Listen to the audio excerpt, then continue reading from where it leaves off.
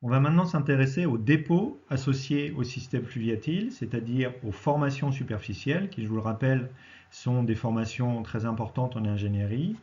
Et on va s'intéresser aussi aux géomorphologies qui sont associées à ces formations superficielles. On va se placer pour ça dans le cadre d'une sédimentation. Cette fois, on a une vitesse des courants qui est insuffisante au regard de la granulométrie et qui donc va générer une sédimentation. Alors, la sédimentation dans le système fluviatile, elle se fait sous forme de ce qu'on appelle des alluvions. Donc, les alluvions, ce sont des sédiments qui sont détritiques, qui sont formés par des cours d'eau, éventuellement les lacs, et ils sont constitués en général, suivant la puissance des courants et les processus de déposition mis en jeu, par des galets, des sables ou des argiles. C'est une définition très large de ce qui correspond aux dépôts associés aux rivières. Vous avez probablement plus de détails dans le cours de sédimentologie de M. Malartre. Mais dans ce qui concerne la géomorphologie, c'est une définition suffisante et on n'a pas besoin d'aller plus dans le détail pour ce qui nous intéresse. Alors on va distinguer deux grandes familles de dépôts de type d'alluvion. Tout d'abord, les cônes alluviaux. Alors qu'est-ce que c'est un cône alluvial? Un cône alluvial est constitué le plus souvent par des sédiments qui sont grossiers, qui se déposent sous forme d'un éventail et à la faveur d'une rupture de pente majeure. Et donc on les trouve le plus souvent au pied des chaînes de montagnes tectoniquement actives, où ils forment les piémonts de la chaîne. Alors, à quoi ressemble un cône alluvial? Là aussi, vous avez probablement déjà vu ça, ou vous allez voir ça en sédimentologie. Nous, on va se concentrer uniquement sur la morphologie d'un cône alluvial. Voilà ce à quoi peut correspondre un cône alluvial.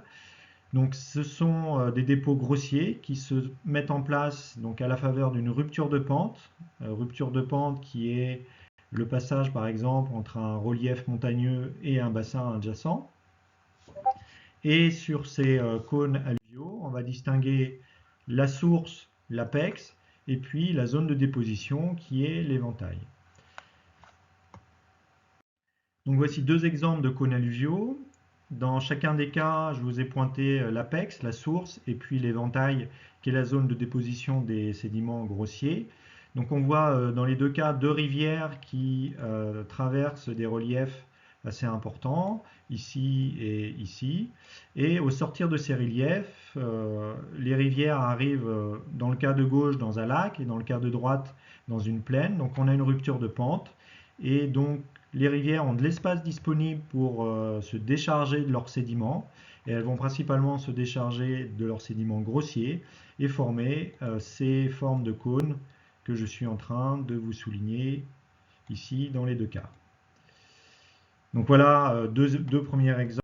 On peut avoir d'autres exemples ici avec encore une fois les apex et les formes en éventail.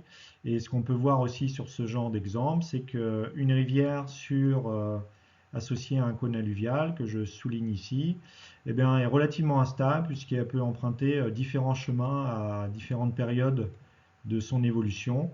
Ça peut évoluer très rapidement en quelques jours ou prendre des années, des centaines d'années, voire des milliers d'années pour naviguer au travers de ce cône. On retrouve, comme je disais, encore une fois, l'apex et puis les éventails dans chacun des deux cas.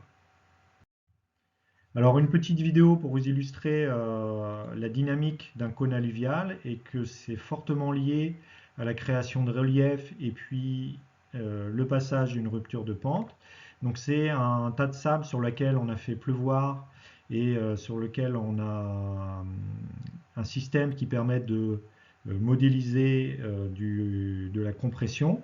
Donc on forme des failles, on forme des reliefs, et vous voyez en vert, on forme des cônes alluviaux systématiquement au sortir de ces premiers reliefs, et ces cônes alluviaux ont tendance à migrer, à évoluer, à s'emboîter, et ce qui montre bien que c'est un objet dynamique sur lequel les rivières ont tendance à bien évoluer. Vous voyez, là on est passé d'un cône alluvial violet, un deuxième cône, et puis un troisième cône qui est plutôt rouge, et vous voyez la rivière, comment elle évolue. Donc ça, c'est ce qu'on appelle un modèle analogique, hein, c'est une représentation faite en laboratoire, donc ça va plus vite que la réalité.